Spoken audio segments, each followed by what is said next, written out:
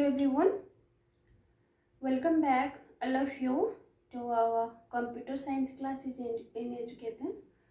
आज हम कंटिन्यू करेंगे हमारा प्रीवियस क्लास का जो चैप्टर रह गया था नेटवर्किंग। हम प्रीवियस क्लास में पढ़े थे networking, what is networking and the hardware devices required for it, and हम पढ़े थे वायर्ड एंड वायरलेस मीडिया के बारे में, that is called transmission path. So wired media में हम ट्विस्टेड पेयर केबल के बारे में और उसके कैटेगरी के बारे में पढ़े थे। आज हम पढ़ेंगे वायर्ड मीडिया का कोएक्सियल केबल के थ्रू हम कैसे नेटवर्किंग करेंगे। ठीक है, हम ट्विस्टेड के पेयर केबल पढ़े थे, इसमें हमारा आया था UTP, STP। ठीक है, तो अभी हम पढ़ेंगे कोएक्सियल केबल। ये दोनों हम जनरली यूज करते हैं आजकल for as a transmission path for networking. पर हम पढ़ेंगे कोएक्सियल केबल भी क्या होता है। It looks like this. देखिए, यहाँ पर एक कॉपर वायर है, कॉपर का एक वायर तार होता है। Then the second part is an insulation. The mid part is called wire mesh and this is insulator. ये उसका डिजाइन है। So इसका जनरली 2 कंडक्टर्स रहता है शेयरिंग ए कॉमन एक्सिस। एक कॉमन एक्सिस में 2 कंडक्टर है कोएक्सियल केबल में। The inner conductor is a straight wire and the outer one is a shield. Inner conductor एक सीधा सा वायर होता है एंड आउटर वन एक कवरिंग और सील्ड है। Carry data for larger distance. अगर हम 18 मीटर से 500 मीटर के एरिया में नेटवर्किंग करना चाहते हैं तो हम कोएक्सियल केबल यूज कर सकते हैं। It is less affected to electromagnetic field. अगर ये केबल और ये नेटवर्किंग के पास कोई इलेक्ट्रिकल या मैग्नेटिकल डिवाइस है, so it is rarely affected. Bulkier and less flexible. ये UTP और STP केबल की तरह फ्लेक्सिबल नहीं है, थोड़ा सा हेवी है इंस्टॉल करना, difficult for installation. That's why this coaxial cable is very rarely used. तो अभी हम उसका नेक्स्ट पार्ट देखेंगे वायर्ड मीडिया का।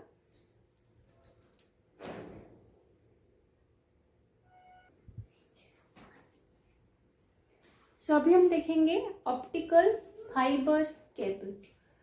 ऑप्टिकल फाइबर केबल इस तरह का दिखता है। दिस इज द जैकेट और covering. This is the middle phase called buffer. Buffer is the place which acts as a medium. This is the core and this part is called cladding. ये उसका physical features है।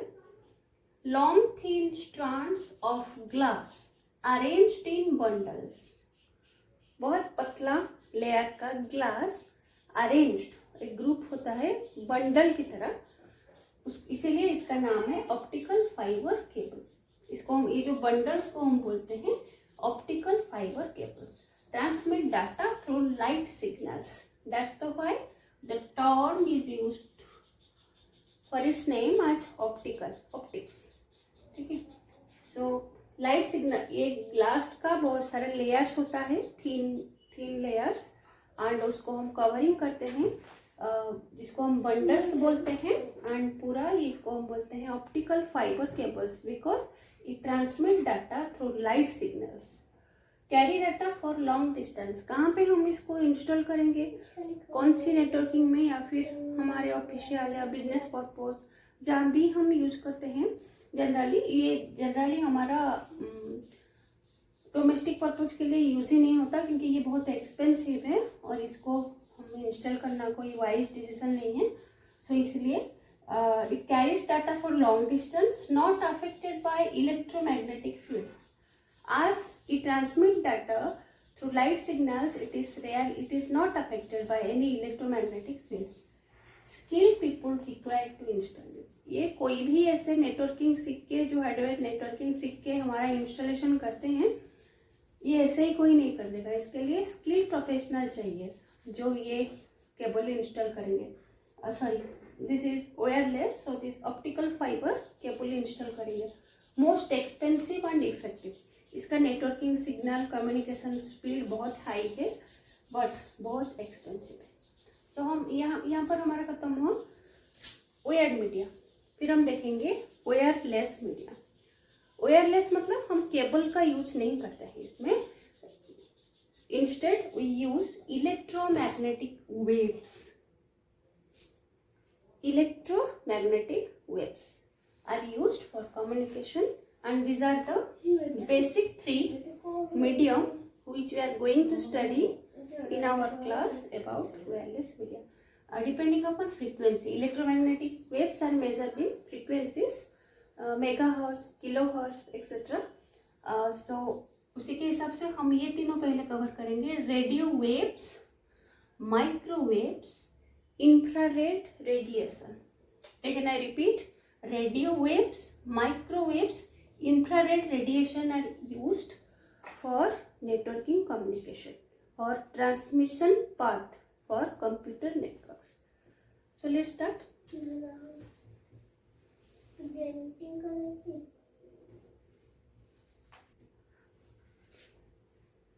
So अभी wireless networking transmission path में हम देखेंगे radio waves पहले. So radio waves का frequency है 3 kilohertz to 3 gigahertz. Distance a few metres to covering entire city. हम लिमिटेड डिस्टेंस में ये यूज करके नेटवर्किंग कर सकते हैं या फिर एक एंटायर सिटी को भी ये कवर कर सकता है because it has higher speed. It is omnidirectional, transmitting and receiving antennas not needed. इसको इंस्टॉल करने के लिए हमको एंटीना की कोई ज़रूरत नहीं है क्योंकि इट इज़ omnidirectional. मतलब radio waves travel very fast, so it is present everywhere wherever the radio wave tower is installed. हमको स्पेसिफिक एंटीना लगाने की कोई ज़रूरत नहीं है. Inexpensive then wired media. Wired media जो आप पढ़े इससे इसका कॉस्ट बहुत कम है. अगर हम इसको इंस्टॉल करेंगे तो बहुत कम एक्सपेंडिचर में ये हमारा इंस्टॉल हो जाएगा rather than our wired media. Ease of communication. Communication or transmission path is very flexible. Easy to generate, travel long distance and penetrate buildings easily. Radio waves is very easy to generate wherever this tower is installed and can travel long distance and penetrate buildings easily. हमारा एक city में अगर हम पूरा एक हमारा office है for example in the whole city we have 4 branches. So अगर हम ये मेन ऑफिस में इंस्टॉल करते हैं so it can easily travel to all its branches and can penetrate और it can put into effect over any buildings where this coverage is implemented. Okay, so example इसका क्या है आप देखिए. Cordless phone, FM radio, broadcast etcetera. Cordless phone हम use करते हैं, FM radio आप सुनते हैं म्यूजिक एक्सेट्रा. सो ये कैसे फिर नेटवर्किंग इसका कम्युनिकेशन कैसे पॉसिबल होता है? रेडियो वेव के वजह से. अभी हम नेक्स्ट देखेंगे माइक्रोवेव.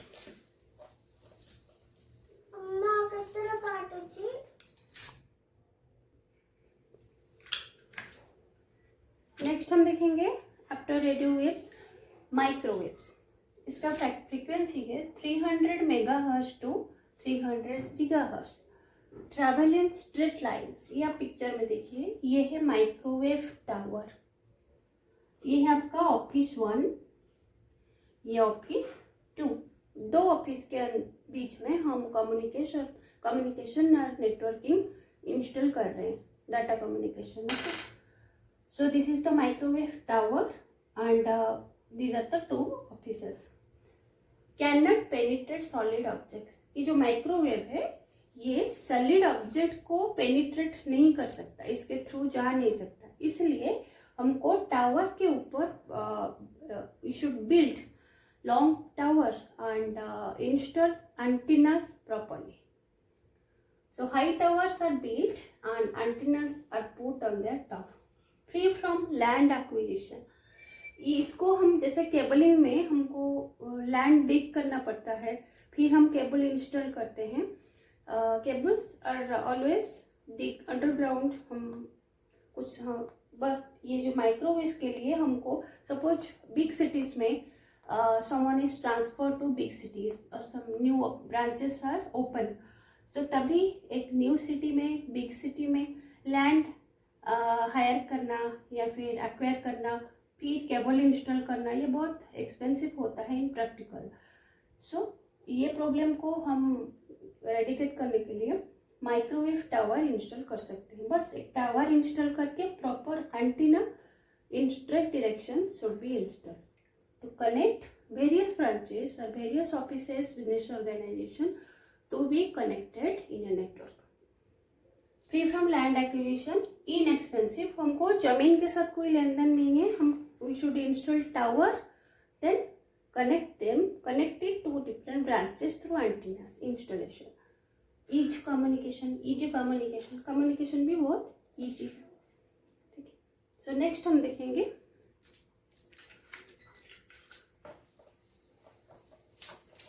infrared radiation.